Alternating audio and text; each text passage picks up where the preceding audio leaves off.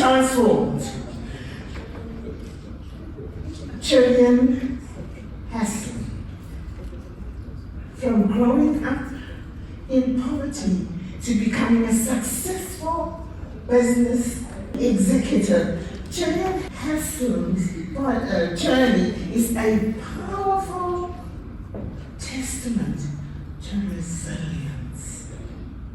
With over 23 years in the banking industry, she now helps others overcome adversity through motivational speaking and coaching. Her program, The Irrepressible Mind, empowers businesses and individuals to conquer challenges, unlock potential, and transform setbacks into success. Won't you please put your hands together for our keynote speaker, the skill that transforms struggle to success, Jillian Haslam.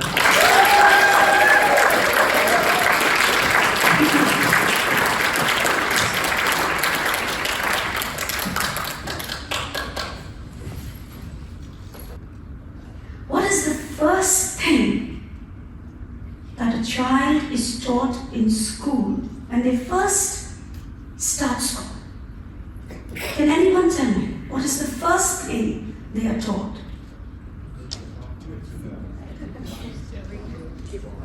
Correct. I heard that. Their ABC. You see, some of us are born into comfort, and some of us are born into chaos.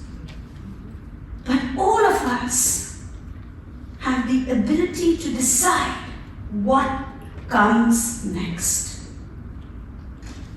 And right now, you have something inside you that is so strong, something that can change the course of your life forever.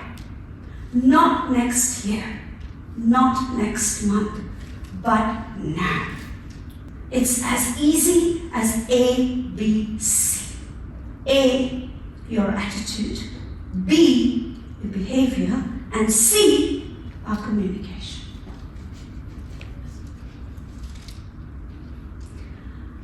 Let us start with our attitudes. You see, attitude is just our internal lens to the world. And it is this lens that actually secretly defines our advancement, our success, and our growth. Let me share with you 3 attitudes that I struggled with as a child. I grew up in one of the worst slums in the world in the city of Kolkata. And the attitudes that I grappled with as a child were very, very tough for me. They were attitudes of suspicion.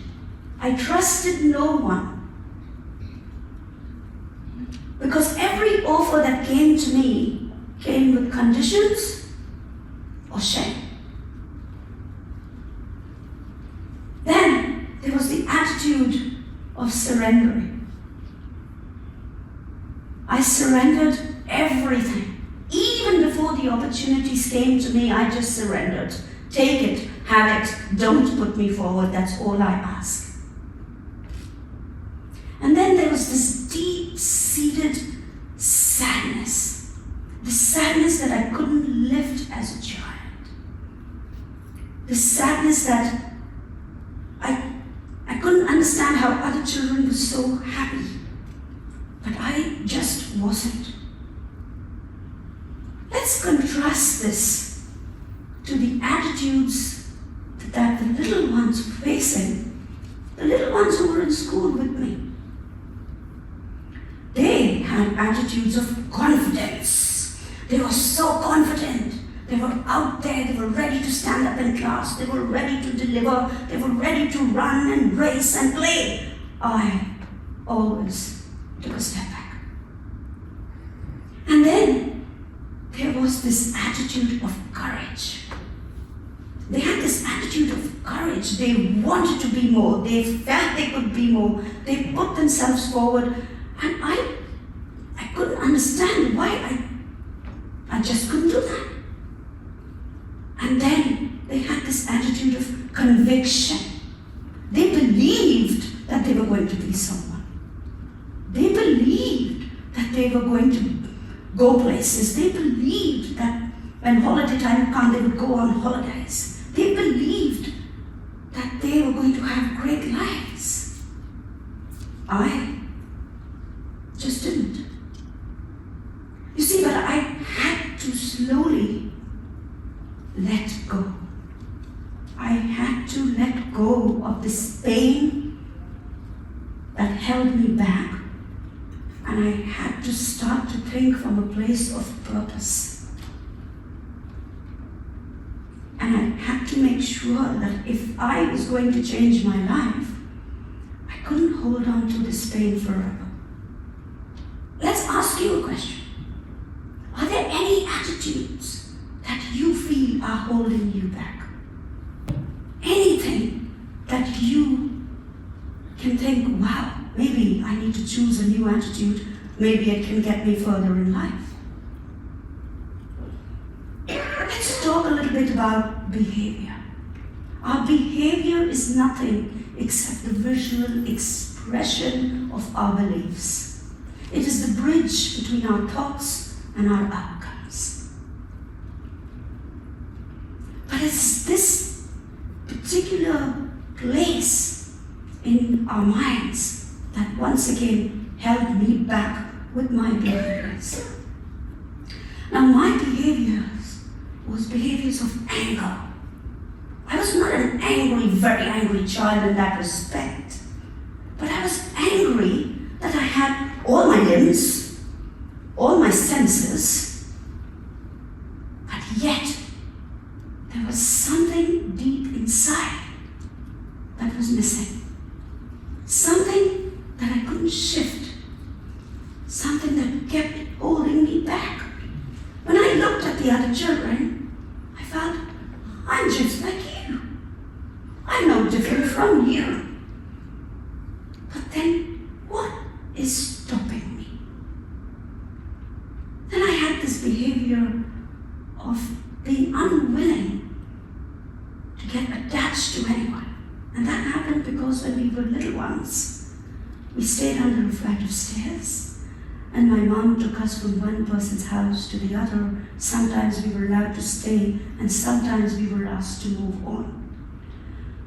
So I grew fearful of trying to make this attachment to any friends or any aunties or uncles or neighbors who may have loved us.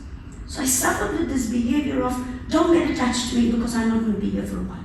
So don't come near me. Please don't make friends with me. And then I suffered with this behavior of abandonment. I stopped asking for anything. I stopped speaking, and I definitely stopped hoping. But then let's contrast this to the behaviors of the youth at that time who were around me at the time.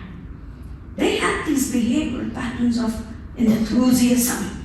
They were enthusiastic for about everything. Even when you didn't have to be enthusiastic, they were enthusiastic.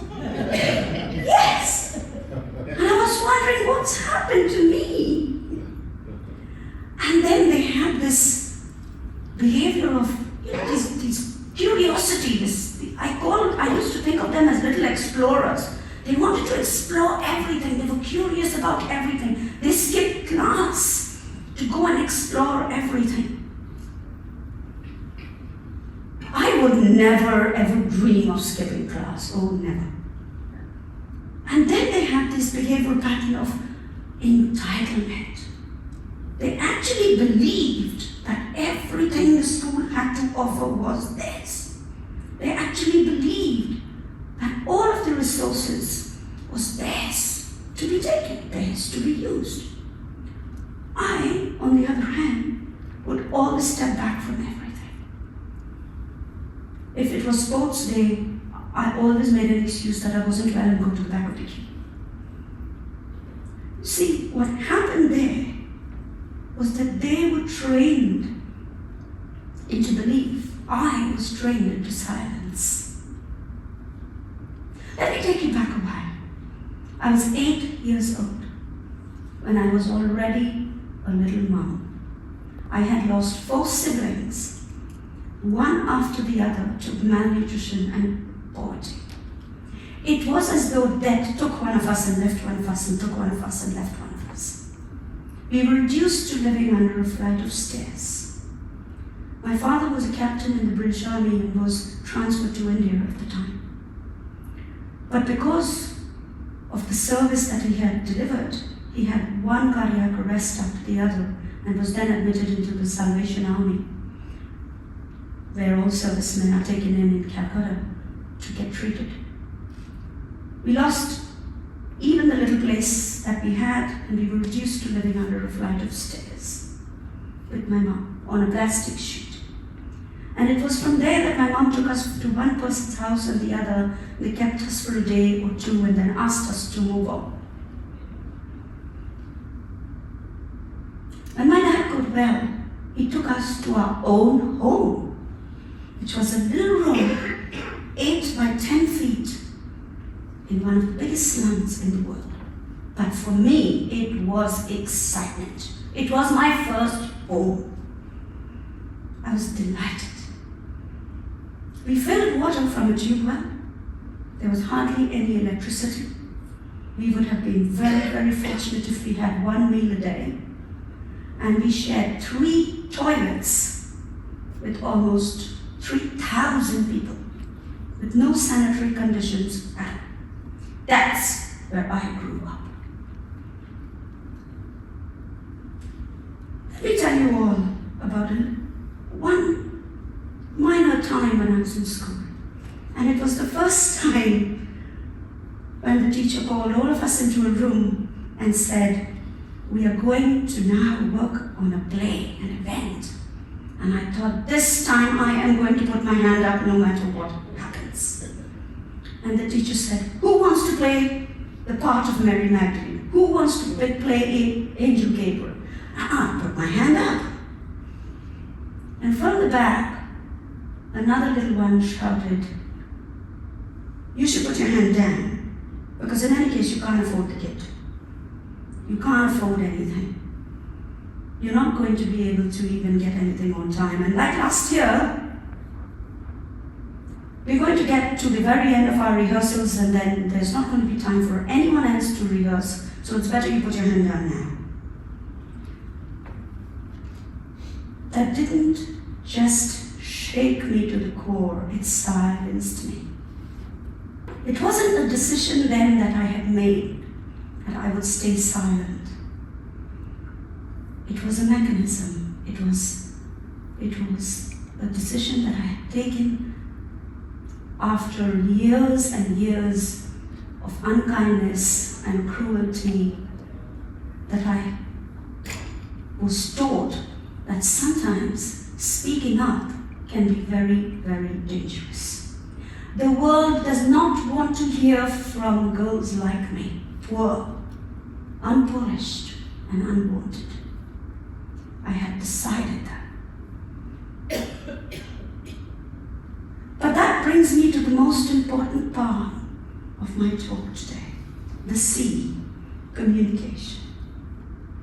Communication is the oxygen of leadership.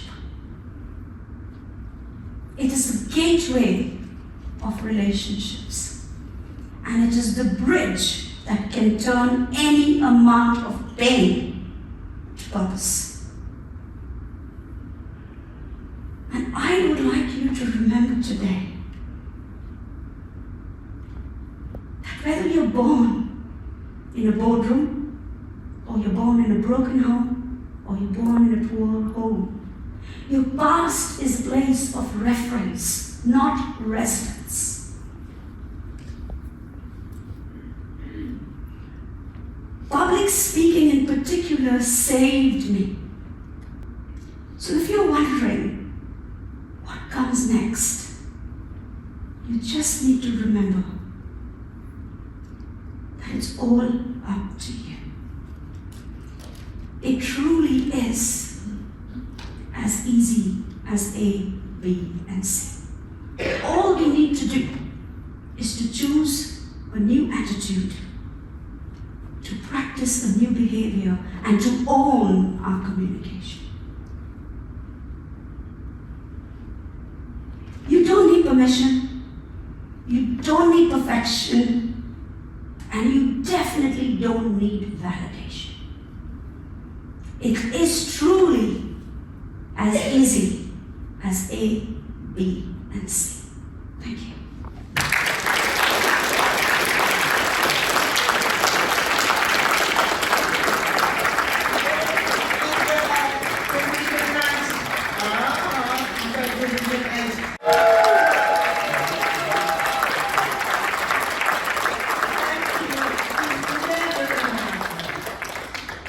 But this morning, on behalf of everybody in this room, I want to say thank you for being vulnerable with us, sharing of your experience so that we can be transformed. A little token of Oh my gosh. Thank you so much.